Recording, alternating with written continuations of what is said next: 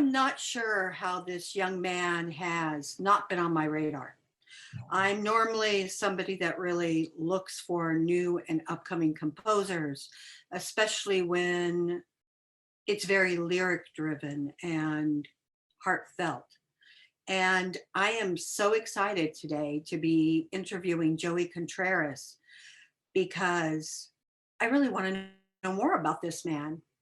Joey, hi. I honestly don't know how I did not know your music before this.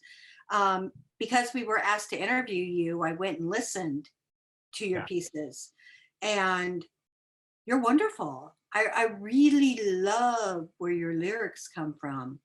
How did you get involved in writing music and performing? Well, thank you. Thank you for all the kind words. And I'm glad that we found ourselves to a place where I'm finally on your radar. That's great. Um, I come from a musical family. I was born and raised in a lot of music, a lot of pop music, a lot of theater music. Not so much in the church. You know, I know there's a lot of singers, there's a lot of songwriters who kind of um, get their vocabulary from the church at first, musically. But for me, I was sort of raised on like Paula Abdul and Pat Benatar and Janet Jackson and all of those, and Mariah Carey. The list goes on and on, but a lot of pop artists. And then at the same time, my mom was a big Barbra Streisand fan, so that was a little bit of the beginnings of some theater, more theater standards. Yeah, so theater and pop music have been a part of my life really since birth. You talk about pop music and musical theater, and right now you're writing for musical theater. Where does your heart lie? Good question. I think my writing style really balances both worlds. I think that what is engaging about a lot of my music is that there's a lot of storytelling at the forefront. There's a lot of communication, a lot of dramatic communication that's taking forward. That's very forward in the music. But at the same time, I have a lot of accessible melodies, a lot of accessible grooves, and you know, pop music is such is a huge genre. There's a lot that can fall in that kind of category, especially now as the conversation has gotten a lot, has evolved from sort of the first kind of things that you think about when you think of pop music. So I kind of think of genre as being sort of shattered these days. And now I kind of play in a bit of a mixed world of both, you know? Would you rather be a pop artist though, or a musical theater artist? I'm happy being me. I know that sort of feels like I'm skirting around Not really. but I when I was younger, I wanted to be a male Britney Spears. I was, you know, writing the pop songs in my little home studio, which now I have a home studio still, you know, and it hasn't changed that much. But I'm not necessarily making dances and costume changes in my living room alongside. I feel like I like writing music that connects with people, and so I don't want to necessarily put myself in a box. And if my music ends up being sung by Shawn Mendes or being sung by Lord Benanti, I am thrilled by both. Who inspires you in musical theater in writing? I have been Jason Robert Brown is always someone whose music speaks to me, his melodies, his lyrics, his intervals. I'm so inspired by him. I, of course, love so many Sondheim scores. But I also, I am a firm believer that we need to be putting out more new original musical theater scores out there written by musical theater writers. And, you know, Jason R. Brown and Sondheim are examples of those. And Janine Tesori has, you know, has many scores out there. But I'm just thinking right now about how I just saw Kimberly Akimbo. couple months ago, and it just was so thrilling and exciting to walk into the theater and see a new musical that wasn't necessarily a catalog from a pop artist or written by a pop artist. It was written by a musical theater writer, and it was refreshing. So Janine Tesori is also a huge influence of mine, and yeah, but then at the same time, Waitress is one of my favorite shows, and written by the brilliant Sarah Bareilles, who didn't start off writing music in theater, but I think we've all accept her, into that kind of community as well. Oh, absolutely. Um, what was the first show that inspired you to write musical theater? I don't think there necessarily was. There wasn't exactly a single moment where I was like, now I want to start writing for musical theater. I had been writing so many songs, hundreds and hundreds of songs since I was, 13, 14 years old. I went to a boarding high school in Santa Barbara that wasn't necessarily known for its theater department, but it was, a very pretty, beautiful school in, Santa Barbara, California. I'm from California. Yes, I'm from California originally, over in the Bay Area, but Pasadena. got it. Yes, uh, and uh, and I at that point, because I'd done so much community theater growing up, but I also had written so much pop music. I think it just sort of was like it was such a natural evolution for me. I wasn't thinking, oh, I want to be this person or I want to follow this path. I really just was like writing what I liked, writing my heart out, and then also kind of combining story and narrative to that. And so I did write my first show when I was in like book musical, when I was in high school, and like directed Wow. it, did everything, corralled all the 20 kids, and was like, and it was pretty autobiographical ultimately. um, and uh, and then I was going to go to college for songwriting or musical theater as a performer, as an actor. And ultimately, I felt more connected to be honest, especially at that time, at that kind of that era, going to college, I connected more to the musical theater kids, than I did the like music students. I didn't Right. necessarily feel like I was like a jazz musician or a classical musician or like a Jimi Hendrix kind of like die hard. Like I was like, here I am listening to Britney Spears, but also, performing in the Music Man. So I kind of I lived more in a musical theater community, and then from there I was around so many actors and friends who. Where did you go to school? University of the Arts in Philly. And Wow, you went across. I did. That's I, surprising. yeah, it was. I love Philly. I had a great time at UArts, and I think that it was the beginning. When I was at UArts, YouTube was just starting to become a thing. This whole kind of underground contemporary musical theater songwriter world was kind of starting to just bubble up, and so kind of, even though I've been doing a lot of writing and kind of doing all these things, I still do remember when someone first played me last 5 years. That was also another huge thing for me. But then I'm also, it's funny. I recently watched Tick Tick Boom, as I'm sure we all did, Yeah, it's wonderful. and I really realized, as I kind of reflect back on who kind of influenced me, I don't know why I often forget that Jonathan Larson did have such an impact on my music, almost more than anybody. Jonathan Larson had such an impact on me. Because So most people don't think that a composer that's only done basically one show, really two, um, could have that kind of influence, and he did on a certain generation. Man, it's powerful, that influence. Yeah, it's you know, my husband, who's also a musician, has heard me talk a lot about, you know, my influences, many that we've talked about already. And as we were watching Tick Tick Boom, he was like, "Wait a second," and I was like, "Yeah, wait a second."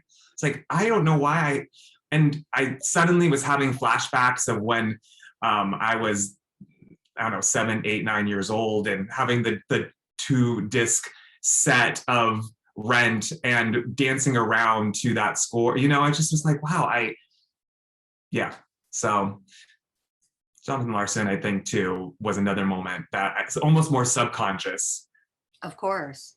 They say that eyes are the windows of the soul, but I think that songs are. If you had to choose a song or a cycle of songs to describe who you are, what would that be? Good question. It's my favorite question. Okay, so there's a song called Heart of the Matter. Mhm. Don Henley wrote it. But there's a version of it that India RE came out with maybe 15 years ago now. I have a list of songs that I wish I had written, and that is one of them. Another one is I Can't Make You Love Me, Oh, I love that song. Bonnie Raitt. And then I think that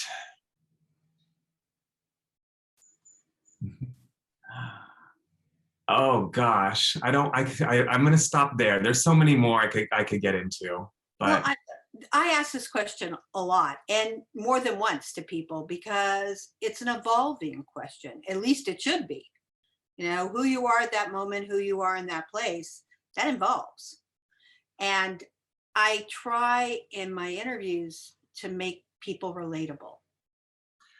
I used to have a what I think is kind of fun having grown up in the period of time that I have is that I remember having to tape record things on the TV on a VHS.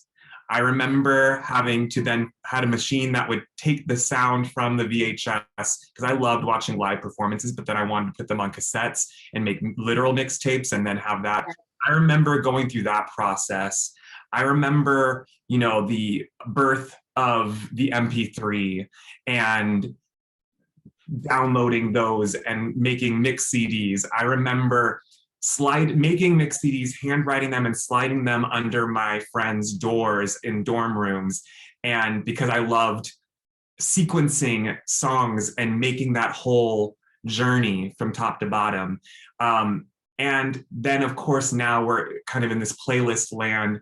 And I used to always tell people that I was starting to date, I'd be like, I have a list of 20 songs that are like my DNA playlist, my DNA mix that you have to know if you're gonna date me or be with me. That's cool. Uh, and so I would do that for a really long time. And whenever this kind of conversation comes up, or whenever I talk to a friend or something, like, you know what, can you make me a playlist? Because I think it's so beautiful to get that. Can you make me, I was like, I don't care. I used to get them from the guys that I was dating because unlike you, I was not that great at like putting them together. But yeah, I love those tapes. I wish to God we could do them still and have them now because we don't communicate the way that we used to. And that was an amazing way of communication. I agree. Yeah, it's something special. Even if you know the songs, the way that they've been put into a certain order. And Exactly. I think that's why, in a way, too, why when I do concerts or when I write shows, I'm so aware of the journey musically, the tempo, the feel, the dynamics, all of that. So I guess I kind of have always been very, very theatrical in the way that I've consumed music and shared music, you know? It's funny that you mentioned that because people can do fabulous concerts, but if I think the sequencing is just so wrong, I don't appreciate it.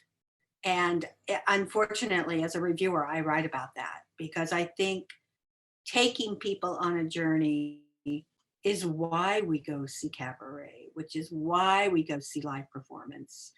We want that journey. And when it doesn't happen, you're kind of like, what? Why? Yeah. Let's talk about your show at 54 Below. When is it, first of all? It's Monday, April 18th at 9:30 p.m. And I read about some of what it's about, but you seriously stunned me on one.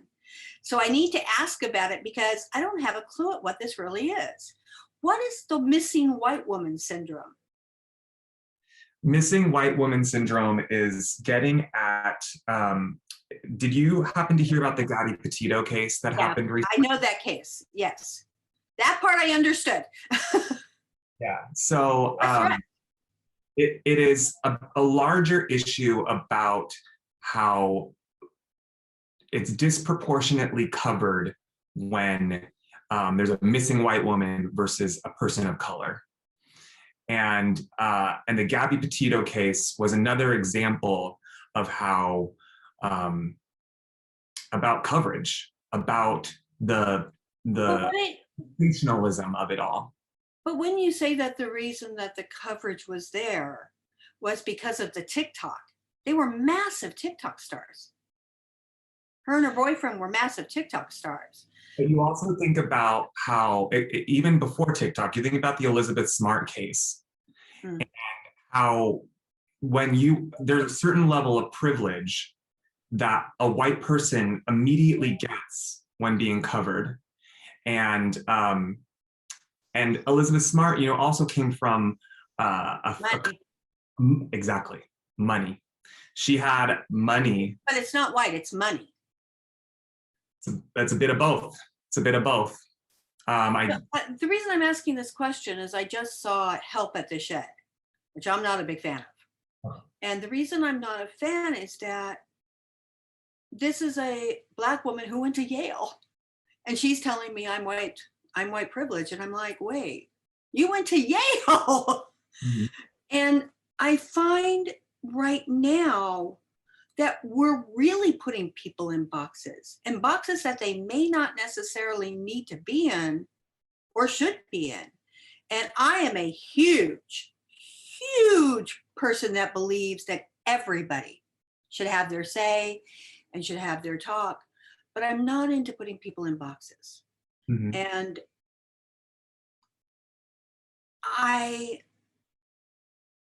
it's so funny because, like I said, I grew up in California. So the Hispanic culture was, you didn't even think about it because you celebrated Cinco de Mayo. This was a big, big holiday. I went to a high school called Los Amigos at one point. Again, I never saw this. Do you know what I mean? I don't know. Maybe it's because I'm from California that this just boggles my mind. I will say that I also have grown up in what are pretty liberal leaning or extremely liberal areas. I'm from Northern California. I'm from San Francisco, California in general. High school Philly. I lived in the neighborhood, and then I'm living in New York. But I think what is important to know is that just because things appear a certain way doesn't mean that they are a certain way, and that it can be insidious, and that the infrastructure is built in a way that has allowed a lot of people to be not seen, not heard, to be discriminated against, not given equal opportunity, have had we talk about Elizabeth Smart having money. There are so many people out there who also deserve to have their story out there, who don't have them put their, and that comes back to, equality versus equity. So I think that I do think that yes, we all kind of come to also this conversation with different levels of privilege, and that goes I beyond. think this conversation should be had. Yeah, I and think we need to talk, and so yeah, many people are afraid to. yeah, and I think that there it's a sensitive thing. It's a sensitive thing, and it needs to be approached with open ears, open hearts, and yeah, and I think that's what also going kind of bringing it back to the theater is that I think that no show is going to be able to hold everything, hold that entire conversation, and be the only show that can like. It needs to be a conversation. It in the case of Help, it's not a conversation. It's a rant. I haven't seen. Um, I don't know, but it seriously is a rant, and I'm not the only one, thank God, that sees this. Um, but I think that we need to not accuse, mhm. but to talk and to break down these barriers. And I think if you accuse and assume that everybody is one thing, the conversation stops immediately. I watched it happen in the theater, actually. Yeah. You know, it's funny because when I see you, I know you talk about being Hispanic in your bio, but I just see you as a person. And I'm curious to see when I hear Hispanic, I think, ooh, am I going to get to hear some of those tones? Because I love Hispanic music. I love flamenco. I love, you know, all those different little flavors. And for me, in music, what makes this so amazing is that you get the flavors of different places. Mhm. Do you agree or no? I think, hmm, I think that every composer, songwriter, artist is brings in things that they grew up around, have built their palette, have built their vocabulary, um, and then that blends with education, curiosity, inspiration. So I think that sometimes, yeah, that is very accurate. I think that also for me as a writer, Mhm. there are, I wouldn't say that you're coming in and you're going to hear a flamenco score. No, I know because I heard your music. It's very soft rock pop. Yeah. But I think what's interesting is that when I went to, I'm a self-taught musician. And Impressive. what'd you say? Impressive. Oh, thanks. I find that impressive. Um, and but I went to grad school with a lot of composers who who got their undergrad in composition, and so their language is very about theory and harmonic shifts and stuff like that. And there's a little bit of that kind of language that lives in me, um, but I would find myself sometimes feeling a little insecure about not being able to just have theory to fall back on to create a pastiche score or create a certain kind of like blues form, just so, But in that program, what I kind of learned and what I believe in is that you can hear, you can soak in stuff, you can absorb, that is, but then it's your head on that form. It's your head in that world. And that's what makes it individualistic and makes it unique is that, I'm not going to, I already know that I don't live necessarily in a strong path where I can just sort of disappear into a certain sound. You're always going to have, it's always going to sound Oh, it like, could always evolve. yeah. So I think that, yeah, I think that your head on a lot of different forms and sound and genre and types, all that stuff is inevitable. Yeah. I'm going to blow your mind. Do you know John Pacino? Do you know that he doesn't read music? I'm not surprised. When he plays it, no, I swear he doesn't. When he plays a score of his own, The score is up there. There's nothing in it. Nothing. But also like Aaron Copland. Aaron Copland was at mostly self-taught. So when you think of these amazing musicians that put out fabulous songs, do you need to have some of the vernacular? Sure, of course. But I think music comes from soul. And I think it comes from experiences. And the more experiences that you have, you know, they say for a comedian, they're normally the saddest people in the world. Mm-hmm. And because that's how they get humor. Mm-hmm. And I think it's, in a strange way, it might be the same for songwriting. You know, the more that you have inside of you, the more that there is such a language. I think you listen differently when you're a creator, because everything is useful for you, and that's not, and some people could say that feels a certain way, but that's not. It's more in a poetic way. I listen to life with a different set of ears, and uh, and I think that is also a common belief, both to the public and to even writers. You know, I remember Taylor Swift would say that because so much of her music was diaristic and taken from her life, she was afraid that she wouldn't be able to write anything meaningful if she didn't experience it. And so that's why her most recent albums, Folklore and Evermore, for her were triumphs for her as a writer, because she was not writing from, you know, her diary essentially,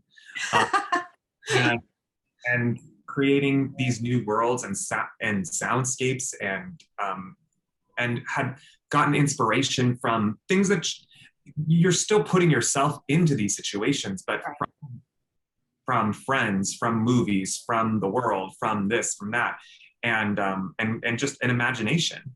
So yeah, I think it's a balance, because, you know, we don't all want to be so miserable and sad to create.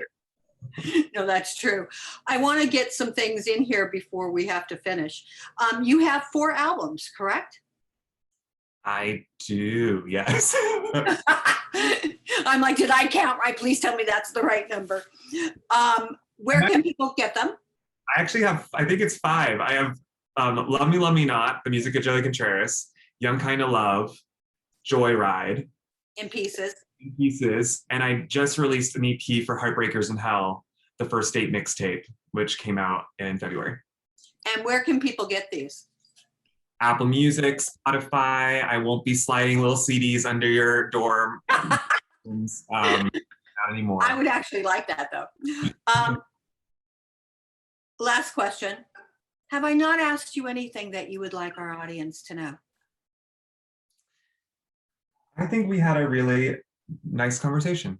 I think we had a good conversation. So I think, you know, if anyone wants to hear more, see more, you can, I'm an open book. I'm on social media, and thank you for, you know, allowing me to share what I do with you.